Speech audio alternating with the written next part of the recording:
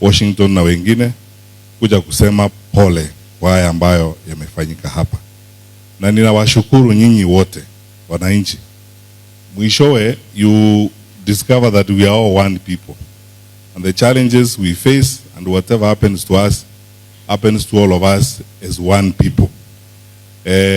Shida zetu ama our challenges do not distinguish between which part of the country you come from, which tribe you belong to, where do you go to church, and so on and so forth. Ama namna gani? Basi tufuate vile tunaelezwa na viongozi wetu hapa wa kanisa, tupendane, tusidi kuombeana na kukaa pamoja. Mheshimiwa Jango, I have heard. Sana to the church, Women's Guild, poleni sana. I did not know Joyce myself, but we worked very closely with Balozi. When I was minister with Matiang'i, Balozi was our ambassador, na ndio tunajuana, kazi tulifanya pamoja, kazi mzuri. Hata siku hizo tulikuwa na Trump na yeye wanajuana, na sasa amerudi.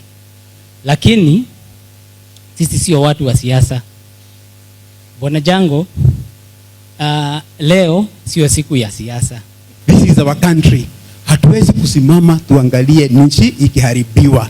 We have decided, we have agreed that this country is going to be one, and we are going to claim it from those people who peddle lies. Tumechoka na shisha, tumechoka na vaccines za ng'ombe, tumechoka na uongo, hatufanyi kaongo tena. So what we have decided is Jango has a party called TNP, the National Party, and that party you are free to join, *509#, and when you join it, this party, I'm also calling Dr. Matiang'i aingie hapo. Nimeongea na yeye sahi. Nimeongea na yeye. Hata sisi Mushero nimeongea na yeye sahi.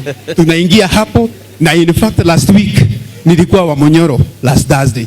Na tukaongea na Wamonyoro akasema ataya akodani. Tumesema hivi, we just need one presidential candidate. Now this country, by the way, if you remember what Dr. Matiang'i did to this country, then you know what I am talking about. Already in this church we have a president. In this church, amen, we have a president. In 2027 August 10th, we have a president. And usiniache mbali sana daktari, hata mimi niko hapo karibu nitakupatia chama. So between now and 2027, we are going to make a very incredible opposition. We are not going to agree for our people to go without health care, without school, with the funny housing schemes. We are not agreeing to this. And if people think that they can peddle lies, we are going to counteract those lies, because that we have the passion to do this, and this is what God has called us to do. What it's taught, it is never, and it will never abduct their children. And nobody fights the children. The world over, nobody fights the children. And even my kids, sometimes they go astray. I cannot take a gun and shoot them in the head. It does not happen. So as a government, we are here to guide our children. These are the future. This is our future. Tomorrow, we call them tomorrow's leaders. So here we are, and we have decided, and we have said, we are not going to shoot our children again. We are not going to kill them again. We are not going to abduct them again. And we are saying this because we are going to be a very strong opposition. We are going to make a very strong opposition. We don't want this to happen, and it's going to happen. It's not going to happen again. But again, I want to say that you as government, if you abduct the children, you are forming a very, very big enemy from our children, because these children never forget, and they don't give up, and they will never give up. If somebody draws something, so be it. I mean, you have seen Donald Trump in the US. We have seen people burn his effigy. Nothing happens. I mean, life goes on. In France, people go to streets like every day, and they burn the effigy of their leader. Nothing. I mean, what is there? What is there to start reacting? I mean, I think power has gone to our heads. I think it's high time we start thinking properly. What do you make? Very, very passionate, and I'm very committed to bring all the leaders together. From Dr. Matiang'i, I was with him today.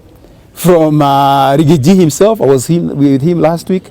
I'm going to see Kalonzo Musyoka. I'm going to meet George Natembeya. I'm going to meet everybody who is aligned to this cause, Mother Karwa.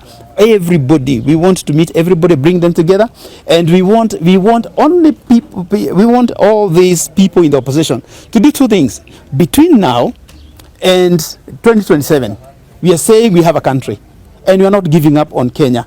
So we are going to have a very formidable opposition, so that the government can start behaving.